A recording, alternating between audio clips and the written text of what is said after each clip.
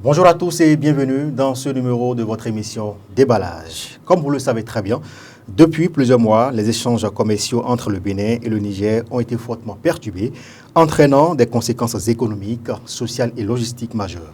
Alors que les populations locales ressentent les effets de cette fermeture quotidienne, les entreprises et les gouvernements cherchent des solutions pour atténuer les impacts. Et puis, notre objectif ce matin est alors, derrière cette fermeture, d'analyser les impacts, de discuter des solutions possibles pour surmonter ces défis. Et puis, pour en parler ce matin, je reçois pour vous un expert, il n'est plus à présenter, Bastou Assouman. Il est consultant, il est spécialiste consultant indépendant en transport et logistique. Bastou, bonjour. Bonjour, monsieur le journaliste. Merci de répondre à notre invitation. Je vous en prie. Alors, vous êtes spécialiste des questions de transport et logistique.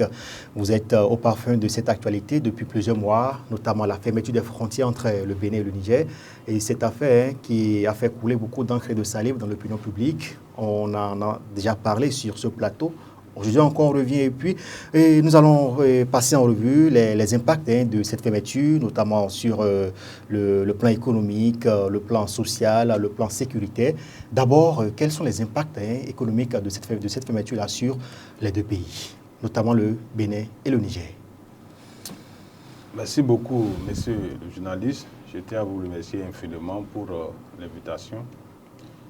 La fermeture de la frontière entre le Niger et le Bénin depuis le 30 juillet 2023, bientôt un an, a eu des impacts significatifs sur tous les plans, notamment dans le plan économique, social, politique et sécuritaire. Dans le plan économique, parce qu'aujourd'hui, le commerce international, même le commerce national, a eu un coût à cause de cette histoire de la fermeture de la frontière. Ce qui a ralenti aujourd'hui les activités économiques entre les deux pays. Aujourd'hui, le marché de l'importation des marchandises et de l'exportation des marchandises ont eu un coût. Ce qui a fait qu'aujourd'hui, sur le plan économique, au niveau des deux pays, ça ne va pas. Et la population est en train de crier actuellement. Maintenant, sur le plan social, quand on veut parler de plan social, on va en même temps entamer le plan du côté de la santé. Vous savez, aujourd'hui, la majorité des populations qui vivent aujourd'hui au Bénin, dans le nord du Bénin, ils dépendent couramment du Niger et vice-versa. Donc, il n'y a plus la libre circulation de ces personnes au niveau de ces deux pays. Donc, ce qui a entraîné qu'il y a des méfiants et il y a mésentente entre ces deux populations. Puisque cette décision de la fermeture de la frontière, il y a plus tout du temps. Et la population avait beaucoup espéré. Aujourd'hui, tout le monde, il faut le dire, tout le monde est découragé dans les deux côtés, que ce soit du côté du Bénin et principalement du côté du Niger. Les deux populations sont découragées aujourd'hui. Alors, voilà, avant de quitter le plan social, le Bénin quand même a ouvert ses frontières, mais du côté du Niger, on a décidé de maintenir les frontières fermées. Bien sûr. Qu'est-ce qui pourrait expliquer cette décision des autorités nigériennes? Bien sûr, suite à la décision de la CEDEAO, de la levée des sanctions contre le Niger, immédiatement le lendemain, le gouvernement béninois a ouvert sa frontière. Mais le constat est que du côté du gouvernement du Niger, à Gaïa, la frontière est toujours fermée. Et le gouvernement nigérien avait évoqué certaines raisons pourquoi les frontières sont restées fermées. Ce que nous, en tant que Béninois, nous avons déploré quand même ces raisons, puisque le gouvernement, le porte-parole du gouvernement et le gouvernement son excellence, le président Patrice Talon lui-même avait évoqué que les raisons que les autorités nigériennes avaient annoncées ne sont pas vérifiées. Donc, à base de cela, je pense que jusqu'à présent, la situation est toujours tangible, il n'y a pas eu de changement. Mais il faut reconnaître que dans ce sens, le gouvernement béninois, à travers son chef, le président Patrice Talon, a déjà mené plusieurs actions, beaucoup d'efforts pour atténuer La crise qui se on voit que du côté du Niger, ils sont toujours restés dans les boîtes, ça n'a pas changé. Donc ce qui affecte en réalité la population telle que je l'avais annoncé, puisque lorsque deux éléphants se battent, ce sont les zèbres qui en pâtissent. Ce qui cause aujourd'hui les conséquences du volet social.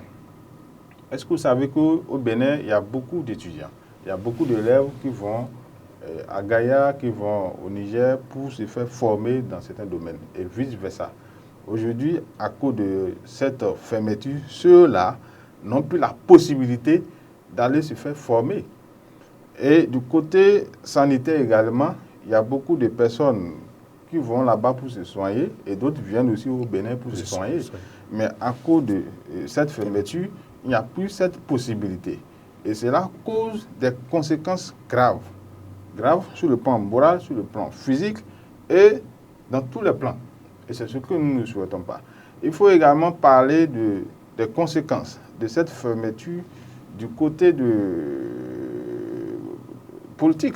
Sur le plan politique, diplomatiquement, c'est qu'il y a un problème. Oui. Vous voyez, sur le plan de la diplomatie, il y a une mésentente. Il y a une confusion de telle manière qu'on se dit que c'est l'autre qui ne fait pas bien son travail ou bien c'est nous qui ne faisons pas bien le travail. Et c'est ce que nous ne souhaitons pas. Et nous demandons quand même à ces deux chefs d'État de vite faire pour trouver quand même une solution. Mais vous savez que le Bénin, à travers son chef, nous avons eu déjà mené plusieurs démarches. Et vous pensez que ces démarches-là sont salutaires selon vous?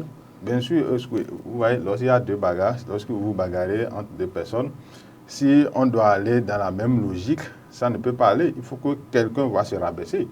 Est-ce que vous voyez? Donc, vous voyez déjà les actions du gouvernement. Ils ont tout fait pour ramener la balle à terre. Et sans plus tarder, vous avez appris l'autorisation du deuxième chargement du navire. Du navire de pétrole brut à Cotonou par la société WAPCO. Donc, c'est déjà des actions à saluer. Malgré ce que tu m'as fait.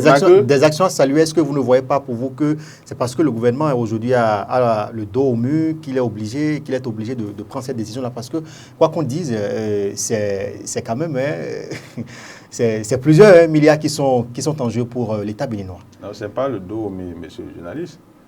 Je l'ai dit tout à l'heure, lorsqu'on se bat entre deux personnes, à un moment donné, on réfléchit. En tant qu'un sage, on se retire un peu en arrière pour ramener la balle à terre. Pour vous, c'est que le Bénin est sage aujourd'hui. Quand on sait que par le passé, c'est le Bénin quand même qui a été cette première personne-là à prendre ces sanctions-là contre le pays voisin, à fermer ses frontières contre le pays voisin. Ce n'est pas le Bénin qui a décidé de fermer sa frontière contre le pays voisin. C'est la CEDEAO. Le Bénin et le Niger, nous sommes des pays frères. Tout à fait. Maintenant, la décision ne vient pas du Bénin directement. Mais nous tous, nous appartenons à une communauté. Et donc, cette communauté a décidé... Qui est la CEDEAO, n'est-ce pas? Qui est la CEDEAO. Voilà. Après cette coup d'État qui a eu lieu, maintenant, pour ramener les choses d'ordre constitutionnel, il faut mener certaines démarches. D'accord. Moi, je m'en vais vous poser une question. Et M. Bastou, pourquoi, selon vous, aujourd'hui, la CEDEAO est restée calme dans son coin et puis n'intervient pas dans cette crise-là qui secoue, en tout cas, cette crise-là entre le Bénin et le Niger? Qui vous a dit que la CEDEAO n'a rien dit? Mais est-ce que vous avez entendu une décision depuis fort longtemps, et notamment quand même pour la levée des sanctions, pour l'ouverture des frontières du côté du Niger? Vous avez appris tout récemment qu'il y a le parlementaire, la commission de la CEDEAO qui ont annoncé une réunion qui va se dérouler dans le mois de juillet, si j'ai une bonne mémoire. Et tout récemment, même les commissaires autres là, ont travaillé pour cette crise-là. Et c'est toujours dans ce but-là, le président Bola Tinubu a travaillé pour que le Bénin puisse quand même trouver une autre solution pour contourner cette fermeture. Donc, on ne peut pas dire que la CEDEAO a fermé la main, la CEDEAO n'a pas réagi. Peut-être qu'ils travaillent entre eux, mais même si ce n'est pas visible, il sait quand même qu'il y aura des efforts qui sont en train de se dérouler entre ces deux pays. Donc, voilà un peu ma réponse par rapport à ça. D'accord. Après ça, le Niger a également pris une sanction contre les camions béninois pour le chargement du fret nigérien. Et puis désormais, seuls les camions immatriculés RB n'auront plus accès au port de Lomé pour le chargement du fret nigérien en direction du Niger. Vous, là également, c'est qu'un problème et on a également noté des impacts, je dirais, négatifs à ce niveau du côté des transporteurs. Bien sûr, c'est un problème de la diplomatie. Et il faut dire que... D'abord, je veux savoir qu'est-ce qu'on peut comprendre là, de cette décision-là prise par l'État nigérien. Vous vous souvenez que le communiqué du ministre nigérien qui disait qu'ils n'ont pas affecté ou bien doigté directement le Bénin, mais ils ont cité, compte tenu de leur accord entre le Togo et le Niger, pour dire désormais, voilà les camions qui sont autorisés en ce qui concerne le fret, c'est-à-dire le chargement et le déchargement au port de Lomé pour Niamey. Donc, dans ce sens-là, pour mieux contrôler les actions, ils ont décidé que c'est les camions immatriculés qui ont des immatriculations togolaises ou bien RN, c'est eux seuls qui sont d'abord autorisés. Maintenant, en cas d'une forte demande et sur l'autorisation exceptionnelle du ministre, les camions immatriculés qui ont l'immatriculation du Ghana ou bien du Burkina Faso peuvent être sollicités. À partir de là, je pense qu'en tant que transporteur béninois, nous devons prendre acte de la décision et respecter cette décision. Maintenant, si on va au-delà de ça et qu'on s'entête après cette décision du gouvernement nigérien et qu'on rentre au Niger, je pense qu'on sera responsable des problèmes. On ne dit pas que ce qu'ils ont dit, c'est vrai, c'est bien, mais c'est un problème de la diplomatie que le gouvernement peut régler facilement. Donc, il faut noter également que en prenant cette décision, il y a beaucoup de transporteurs nigériens qui ont des camions immatriculés RB. Tout à fait. Et vous voyez. Donc, on ne peut pas dire qu'on vise, on vise directement le Bénin, mais ils visent eux-mêmes. Puisqu'il y a des transporteurs nigériens eux-mêmes qui ont des camions immatriculés RB. Et je suis sûr que, tel que le chef de l'État béninois est en train de travailler, d'ici quelques temps, nous allons conjuguer toute cette crise-là dans le passé. D'accord. D'ici quelques temps, nous allons conjuguer la crise au passé. Mais tout récemment également, le gouvernement a cette voie fluviale qui permettait l'acheminement de certains produits vers le Niger également a été suspendue. Et puis désormais, plus rien ne passe également par cette voie. Cette voie fluviale également a été bloquée, empêchée pour l'acheminement des marchandises vers le Niger, ce qui a également causé d'énormes difficultés pour la population. Aujourd'hui, le transport, on dira que le transport est également à terre parce que quand vous faites un tour dans les compagnies de transport nigériens, tout est au calme, tout est au ralenti. Et puis, c'est également de lourdes conséquences pour ces transporteurs-là, pour ces compagnies-là. Bien sûr, monsieur le journaliste, vous savez que, je l'avais dit, lorsqu'on parle de transport terrestre, cela encombre 3 éléments. Il y a le transport routier, il y a le transport ferroviaire et il y a le transport fluvial. Lorsque la décision est venue, c'est le transport routier qui a été fermé. C'est la fermeture de la frontière transport routier qui a été fermée de façon formelle. Maintenant, du côté fluvial, là, ça n'a pas été fermé. Maintenant, cela veut dire quoi? On ne peut pas parler d'une fermeture de la frontière. D'autant qu'il y a une possibilité de contourner. Donc, pour rendre des choses formelles, il est normal qu'on ferme complètement du côté fluvial, pour qu'on sente réellement qu'il y a une fermeture de la frontière. Évidemment que tous ceux qui prennent par là pour aller vers Gaïa ou bien retourner vers Malanville, ils ont leurs intérêts, mais ils sont dans l'informel. Mais vous avez oublié que le Bénin a un accord avec le Niger en ce qui concerne le projet Pipeline. Tout à fait. Maintenant, si le projet Pipeline doit prendre des feux, puisqu'ils ont déjà fait leur premier chargement, il faut rendre les choses formelles. On ne peut pas rester dans l'informel et continuer à évoluer avec ça. Sinon, à la fin du compte, le chef de l'État lui-même, il a des comptes à rendre au peuple. On ne peut pas, lui, comme tu sais que tu as un compte à rendre, tu ne peux pas accepter que les choses vont évoluer dans l'informel. Donc c'est dit que vous êtes d'accord avec cette décision du chef de l'État de fermer Il faut fermer cette porte fluviale-là pour rendre les choses formelles. compte dit formel, il y a des documents administratifs qui doivent passer. Il y a la procédure qui doit passer. Tout ça, il faut que ça soit formel. Et ce sont les raisons pour lesquelles le chef de l'État exige forcément cette ouverture de la frontière. Puisque si vous voulez que le projet pipeline doit évoluer, il faut vraiment ouvrir cette frontière pour permettre la libre circulation des biens et des services. D'accord. Des personnes. Le chef de l'État a voulu, il est resté sur sa position pendant longtemps, mais à l'arrivée, je dirais qu'il a cédé parce que depuis hier, il y a cette information qui circule sur la toile qui, voilà, annonçant, autorisant désormais WAPCO à l'exploitation, je dirais, du pétrole brut quittant le Niger en passant par Sémépodi. Voilà, cette décision-là, est-ce que vous ne voyez pas que, d'abord, Patrice Talon, c'est, quand on sait le ton avec lequel il avait dit en son temps que voilà, tant que les relations ne seront pas formelles, qu'il n'y aura pas l'acheminement de ce pétrole, mais aujourd'hui, c'est une autre décision qui a été prise et puis, je dirais, qui est en faveur du Niger et de la société WAPCO. Je pense que le chef de l'État a pris cette décision dans l'intérêt du peuple général, de façon générale. Puisque c'est le même peuple qui réclame. Il faut que le gouvernement béninois doit travailler pour atténuer ce problème-là.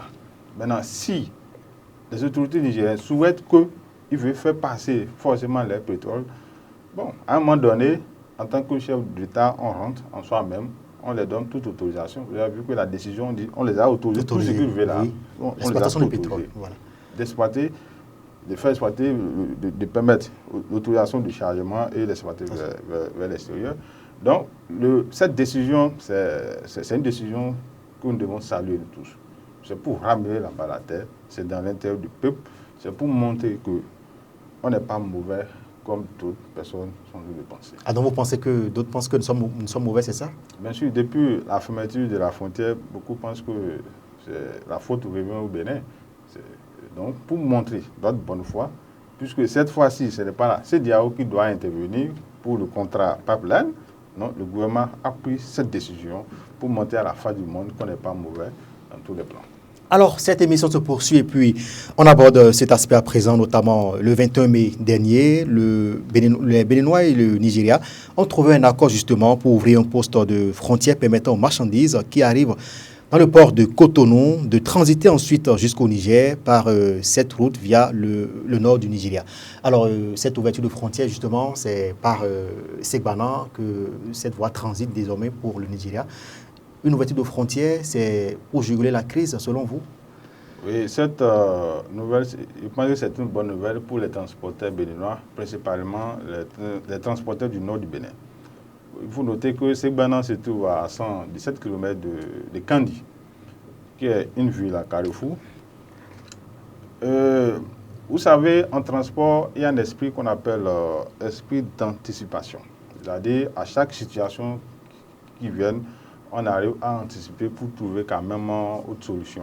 Si, de l'autre côté, Gaïa, Mananville, la frontière est fermée, il est normal de réfléchir pour trouver d'autres moyens pour faciliter la tâche aux transporteurs.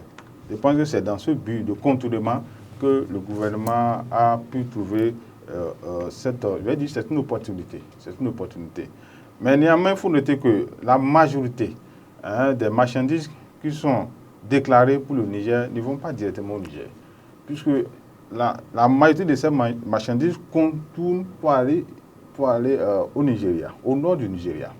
Donc, les études ont montré que sur 100 marchandises envoyées au Niger, il y a 80 qui continuent au Nigeria. Mais pourquoi pas, si on a la possibilité de pouvoir amener ces marchandises directement vers le Nigeria, pourquoi pas on va pourquoi ne pas créer une autre route pour faire acheminer ces marchandises-là? C'est ça.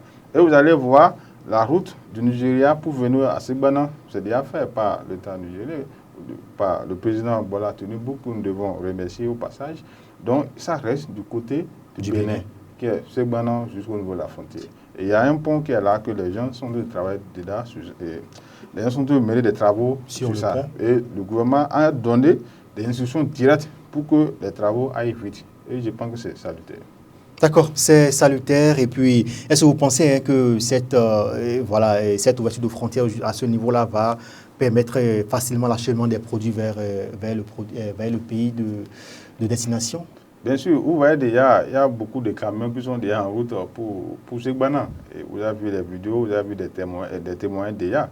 Mais le reste, maintenant, ce que moi je vais demander aux transporteurs béninois, c'est que quand vous prenez les marchandises en passant par Segbana, il faut les déposer au Nigeria. Ne cherchez même pas à rentrer encore au Niger. Il est temps quand même qu'on va essayer d'oublier un peu le côté du Niger et nous allons concentrer nos forces, nos énergies pour travailler entre Segbana et le Nigeria. Il est temps d'oublier un peu le Niger, mais le chef de l'État et son gouvernement peuvent toujours continuer dans les négociations, mais pour les chargeurs, pour les transporteurs, il est temps d'oublier complètement ce côté du Niger et se concentrer sur le Nigeria. Et là, ça crée des valeurs ajoutées. Vous savez pourquoi? Puisque la majorité de ceux qui vont au Niger, ils négocient les contrats au Nigeria. Donc, désormais, les Béninois même peuvent aller négocier les propres contrats au Nigeria et cela va augmenter les valeurs ajoutées. Alors, on tend progressivement vers la fin de cette émission. Basto, dites-nous aujourd'hui, quelles sont les solutions envisagées pour atténuer justement les effets négatifs de cette fermeture des frontières entre le Bénin et le Niger? Les solutions aujourd'hui, il faut quand même une médiation. Et cette médiation, comme l'a dit un des députés, il faut quand même les membres du gouvernement, quels que soient les mouvanciers et l'opposition, du côté du Niger, il faut une délégation du Niger, puisqu'ils ont dit qu'il y a un élément qui est au Bénin qu'eux n'aiment pas là. Donc il est temps qu'eux-mêmes vont venir. C'est quoi l'élément là? Moi, je ne sais pas ce qu'ils ont dit. Il y a quelque chose au Bénin, qu'eux savent qu'il y a au Bénin, mais le gouvernement béninois dit qu'il n'y a pas. Mais eux, ils disent que c'est là. Donc il est temps, c'est le moment de les inviter, et quels que soient les membres du gouvernement, tous ceux qui sont des acteurs. Du côté du Niger et du Bénin, voilà. Avec les membres du gouvernement et les opposants. Ensemble, ils vont aller sur le terrain et visiter ces lieux-là pour voir réellement ce qu'ils ont dit, il y en a là. Ils vont voir si c'est vrai ou c'est faux. Si c'est vrai, chacun va tirer sa conclusion. Si c'est faux, chacun tire sa conclusion. Il y a également la médiation de la CEDEAO et de l'UEMOA que nous souhaitons, qui peut quand même aussi intervenir dans ce problème-là pour remédier définitivement ce problème. Vous savez que la suite, c'est la population qui souffre aujourd'hui. Vous voyez, par exemple, nous sommes à la veille de la fête de la Tabaski. Voilà, je voulais poser la question justement. C'est cette fermeture qui a fait qu'aujourd'hui, il y a une hausse de prix des bêtes sur le marché. Puisque les produits ne passent pas, puisque les gens ont levé les bêtes au Niger, mais ils n'ont pas pu traverser. Donc, forcément, ceux qui sont les autochtones qui sont au Bénin ont augmenté les prix. Aujourd'hui, quand vous avez vu votre vidéo, que les musulmans disent là et là, quand on leur dit le prix en même temps, tout le monde est étonné. C'est dit qu'ils sont étonnés et puis là, c'est que les prix sont élevés et puis c'est difficile pour eux de débourser cette somme pour pouvoir s'offrir ne serait-ce qu'une bête pour la Tabaski. D'abord, on crie déjà qu'il n'y a pas de l'argent. On crie qu'il n'y a pas de l'argent et on va encore pour demander, puis c'est une obligation, on va où le prix est très élevé. Donc, vraiment, c'est raisonnable de crier. Et j'avoue que beaucoup ne vont pas tuer des bêtes, je ne suis pas dans les poches, mais à travers la lecture que nous faisons dans la vie, c'est très difficile. C'est très difficile de s'en procurer. Voilà, c'est très difficile. Et en tant que spécialiste et consultant indépendant en transport et logistique, est-ce qu'aujourd'hui, nous pouvons espérer un de ces jours que le Niger puisse revenir sur sa décision et décide d'ouvrir ses frontières et puis pour que les échanges commerciaux entre les deux pays puissent reprendre de plus belle? Un professeur m'a dit qu'il est difficile de réveiller un enfant qui ne dort pas. Si aujourd'hui, ceux qui ont pris la décision, ils ont les raisons, et ceux qu'on accuse, eux-mêmes, ils ont raison, et qu'on a prouvé par A plus B que ce que dit là, ce n'est pas vérifié, et ils sont toujours dans les raisons, c'est difficile. À moins que quelque chose les arrive dans l'esprit de changer la décision. C'est pour cela que j'ai dit, il faut qu'on oublie cette histoire du Niger. Concentrons-nous sur le Nigeria. Est-ce que vous voyez? Oui. Nous allons mener toutes nos forces sur le Nigeria pour la collaboration entre le Nigeria, le nord du Nigeria et le Bénin. Vous allez voir qu'avec le temps, tout le monde va s'habituer à ce corridor Segbana-Nigeria. Avec le temps, mais là, ce n'est pas encore effectif. Donc, c'est que les transporteurs vont encore souffrir pour un temps. Non, pourquoi? Il n'y a pas de souffrance, puisqu'il y a déjà, au lieu d'aller au Niger, Oui. pour continuer par aller au Nigeria, on vous donne l'opportunité de passer directement par Segbana pour aller au Nigeria. Je pense que là, il n'y a plus de problème. Vous voyez, vous imaginez quelqu'un qui est à Gaïa, Oui. qui peut marcher, faire 500 mètres, moins d'un kilomètre, pour aller acheter quelque chose à Manabi 500 et aller revendre ça à Gaïa à 1000 francs. Vous pensez que celui-là, il est content lorsque la frontière est fermée? Non. Ça veut dire que la situation n'arrange personne. Le chef du gouvernement béninois a déjà fait ce qu'il peut faire. Mais le reste, c'est du côté du Niger. Il est difficile de réveiller un enfant qui ne dort pas. D'accord, il est difficile de réveiller un enfant qui ne dort pas, et puis on tend progressivement vers la fin de cette émission. Bastou, votre mot de la fin, avant de conclure cet entretien. D'accord, merci beaucoup. Je voulais vous remercier infiniment pour le travail que vous faites. Et je voulais inviter les deux chefs d'État à s'entendre. Le peuple béninois et le peuple nigérien, nous sommes des frères et sœurs. Donc, on n'a pas le droit de s'écrire des problèmes. Il est temps de ramener la balle à terre. Et je remercie tout le monde. Il est temps de ramener la balle à terre. C'est sur ce message d'invite de Bastou Assouman que nous refermons cette émission. Merci à vous d'avoir répondu à notre invitation. Je rappelle que vous êtes spécialiste consultant indépendant en transport et logistique. Avec vous, nous avons fait le tour d'actualité, notamment l'impact de la fermeture des frontières, l'opportunité qu'offre justement l'ouverture de la frontière entre le Bénin et le Nigeria du côté de Segbana, et notamment cette actualité aussi également le déchargement des camions du Bénin au Niger. Mesdames et messieurs, merci de nous avoir suivis. Merci aux équipes de préparation et de réalisation de cette émission. Suzanne Yarou, Emma Noussou, Sabio Chabiadamou, merci de nous avoir suivis. Portez-vous bien et à très bientôt.